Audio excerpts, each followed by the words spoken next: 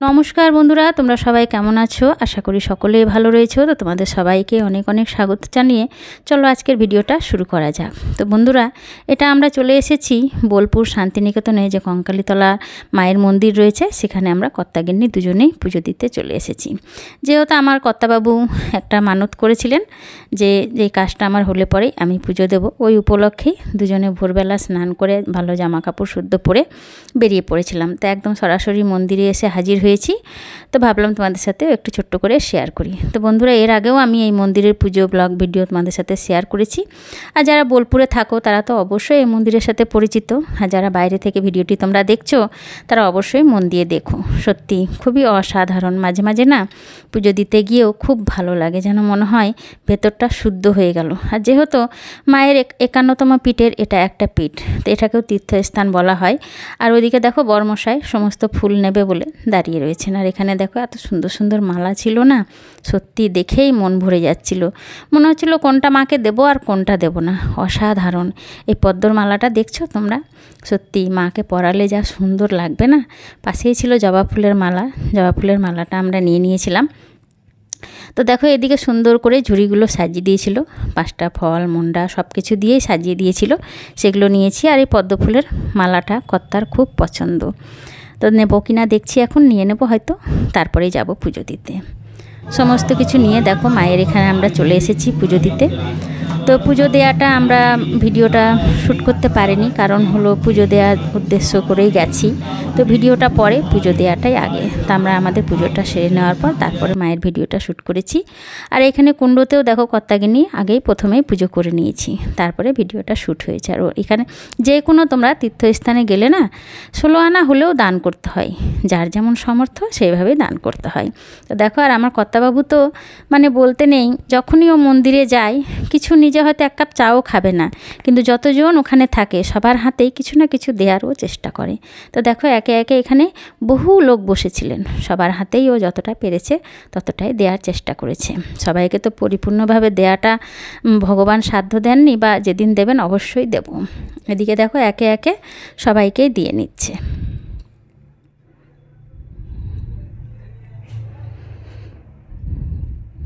চারিপাশটা ও ওদিকে পয়সা দিচ্ছিল, আর আমি এদিকে চারিপাশটা তাকিয়ে দেখছিলাম।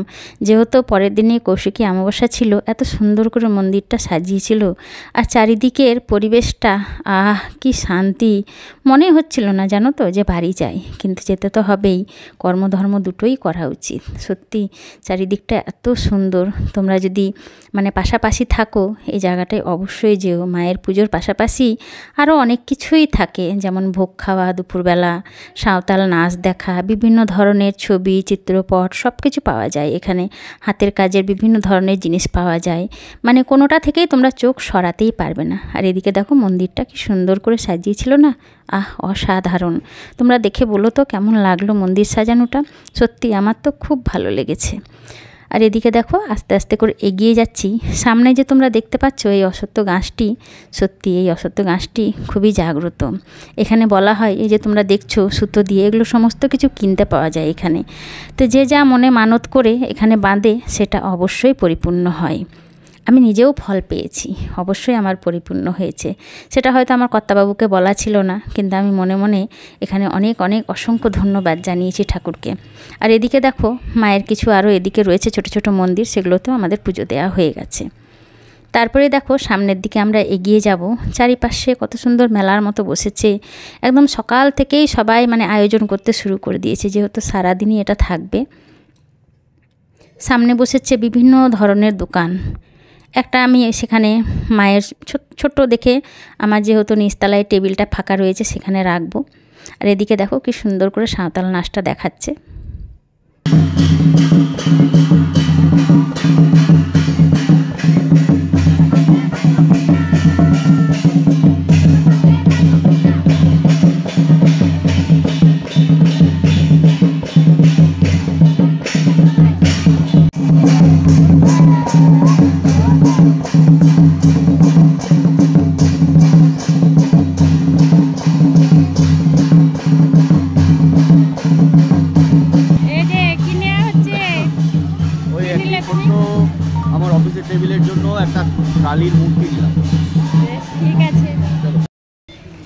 এবারে চলে এসেছি আমরা গাড়ির কাছে, পুজো টুমো সমস্ত দেয়া হয়ে গেছে।